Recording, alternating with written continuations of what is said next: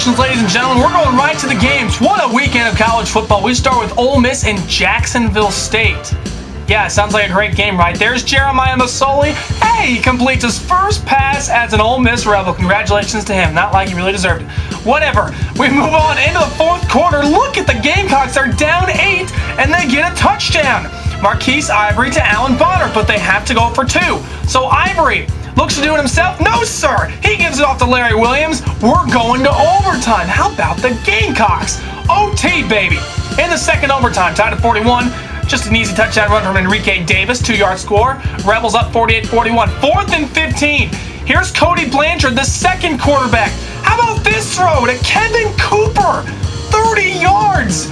And they're down by 1, but they're going for 2. What are they doing? Blanchard! What is this? What is this? The Gamecocks going to Oxford and beat Ole Miss 49-48. Yeah, that's right, folks. Jeremiah Masoli, not a bad game.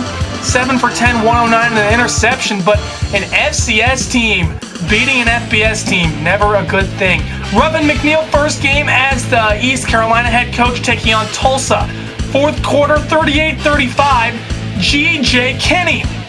Tipped by Thomas Roberson and Johnny on the spot. Look at Trey Johnson. 11-yard score. Golden Hurricanes up 42-38, but Dominic Davis responds, finding Dwayne Harrison. This is just complete grit and determination on this touchdown run. Yeah, ridiculous. 34-yard touchdown reception. He had 7 catches for 121 yards and 2 touchdowns, Dwayne Harris. And the Pirates back up by 3. Not so fast. 3rd and goal. Kinney over to Charles Clay. 3-yard touchdown. It's 48, 49, 45. This just keeps going back and forth. Kinney was 28 for 43, 399, and 5 touchdowns. So last play, it's a Hail Mary on 4th and 10. Davis lobbing it to the end zone. The 6'8 Justin Jones comes down with it and answers the Hail Mary. Yes, the Pirates win it. Watch it again. All 6'8 of that big boy goes up and brings it down. And East Carolina, it was a mild upset as Tulsa was favored to win 51-49, a classic. We go to the Chick-fil-A kickoff game at the Georgia Dome. UNC and LSU, 13 players not playing for the Tar Heels. Well, there goes 3 of them on the defensive line. One of the notable, Robert Quinn, was an All-American.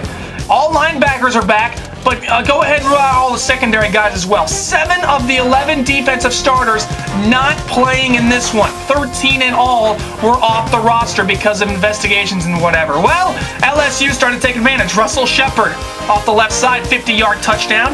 And LSU takes a 16-10 lead because they got a safety after getting the touchdown. And then Patrick Peterson.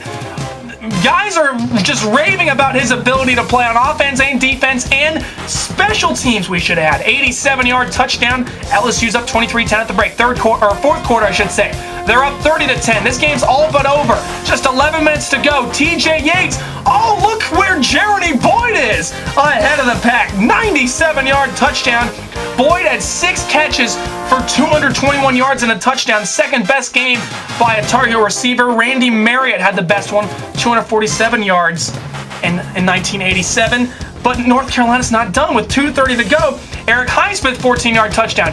Now they need the onside kick with just 2 timeouts left. Crazy scrum at the 40, but the Tar Heels recover. Take another look, though. Ryan Taylor making contact with Alfred Blue before he touches the ball. It was supposed to be illegal. Les Miles is furious, but UNC gets the ball. 4th and 5, though. Yates pressured by Tyrann Mathieu, and he gets the recovery. But he should have stayed on his feet and tried to return the touchdown because on 3rd and 5, just a couple plays later, Stephen Ridley coughs it up, and Quan Sturdivant, he's on the recovery.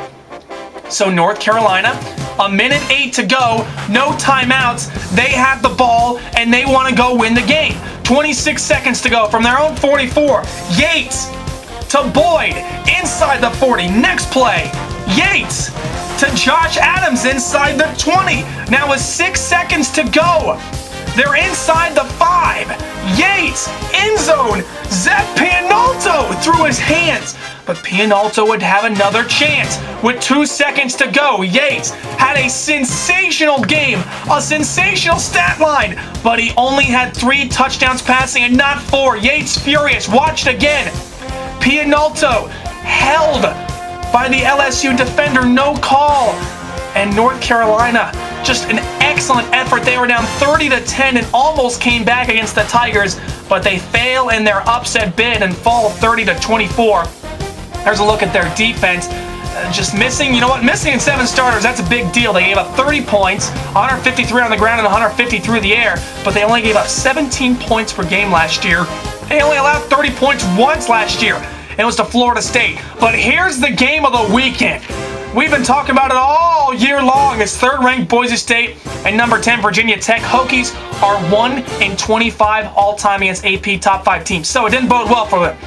First quarter, well, Beamer ball was sent right back into their faces. Austin Pettis coming off the end and getting the block. So great field position for the Broncos. And how many times do you see a guy block a punt and then 2 plays later catch a touchdown pass? Well, in this case, Austin Pettis did just that.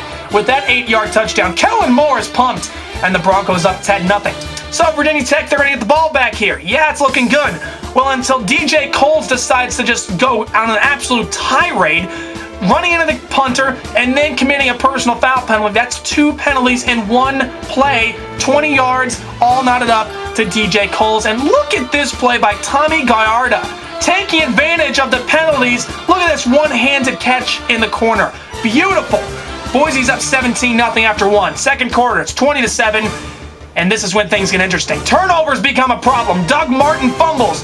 Hokies pounce on it, and the VT's in business. And they would take advantage. With just a minute to go in the first half, Tyrod Taylor, boy, what a game did this kid have. Shows he's going to run? No! Gives it off to Ryan Williams with the touchdown catch. Look at that again. Boise showing out, we're going to come after you. And Williams just sneaks around the backside. VT's down 20-14 at the break. Third quarter. More problems for Boise State on the turnovers. They had a lot of mistakes in this one, and they weren't just turnovers. They also had a bunch of penalty problems.